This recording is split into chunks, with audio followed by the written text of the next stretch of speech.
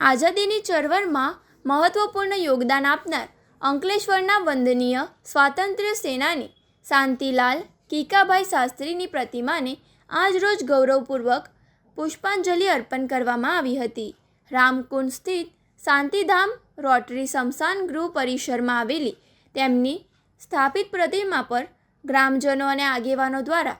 શ્રદ્ધાસુમન અર્પણ કરી તેમના યોગદાનને યાદ કરાયું હતું. કાર્યક્રમ દરમિયાન ઉપસ્થિત તમામ મહાનુભાવોએ દેશની આઝાદી માટે સ્વ શાંતિલાલ શાસ્ત્રીના બલિદાન અને સેવા કાર્યોને યાદ કરી તેમની ભાવભીની અંજલિ આપી હતી.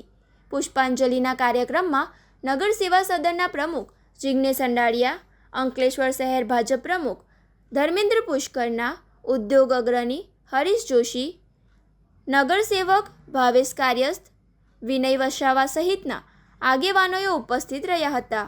અને સ્વ શાંતિલાલ શાસ્ત્રીના બલિદાનને યાદ કર્યું હતું. કાર્યક્રમ દરમિયાન ઉપસ્થિત તમામ મહાનુભાવોએ દેશની આઝાદી માટે સ્વ શાંતિલાલ શાસ્ત્રીના બલિદાન અને સેવા કાર્યોને યાદ કરી તેમને ભાવભીની અંજલિ આપી હતી. 80મા સ્વતંત્ર દિવસ નિમિત્તે આજરોજ રામકુંડ સ્મશાન ગૃહ ખાતે શાંતિલાલ કાકાને પુષ્પાંજલિ કરી અને હૃદયથી શ્રદ્ધાંજલિ અર્પી અને આ પ્રસંગે મારી સાથી ટીમ અને રામકુંડમાં વર્ષોથી આ પ્રણાલી જે ચાલુ કરી હતી અમે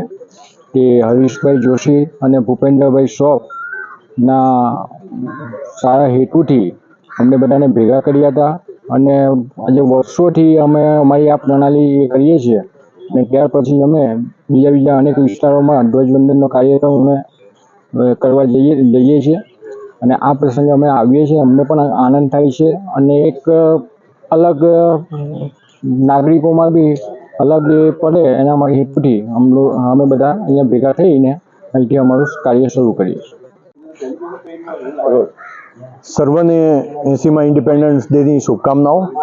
દર વર્ષે અંકલેશ્વરના સ્વાતંત્ર્ય સેનાની સ્વર્ગસ્થ શ્રી શાંતિલાલ શાસ્ત્રીની પ્રતિમાને 15મી ઓગસ્ટ અને 26મી જાન્યુઆરીએ અંકલેશ્વર નગરજનો, અંકલેશ્વર નગરપાલિકાના સભ્યો, પ્રમુખશ્રીઓ સર્વ આવીને પુષ્પહાર કરીને આજના દિવસની શરૂઆત કરે છે અને આ એક પ્રણાલી વર્ષોથી અંકલેશ્વરની અંદર ચાલી રહી છે અને એની પાછળનો આશય એ છે કે સ્વાતંત્ર્ય સેનાનીઓ જે દેશ માટે જે બલિદાન આપ્યું અને એમણે જે પ્રજાની સેવા કરવાના ગાંધીજીના જે માર્ગદર્શન આપ્યું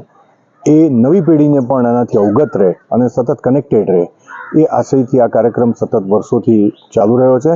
અને આજે નગરપાલિકાના પ્રમુખ શ્રી જિગ્નેશભાઈ અને નગર સેવકો આજના આ પુષ્પાંજલિ કાર્યક્રમમાં અહીં ઉપસ્થિત રહ્યા છે અને અહીંથી હવે પછી વિવિધ કાર્યક્રમોમાં, ધ્વજવંદનના કાર્યક્રમોમાં અહીંથી બધા જોડાય છે. આવતા વર્ષે 26મી જાન્યુઆરીએ વધુમાં વધુ લોકોને જોડાવા માટે વિનંતી.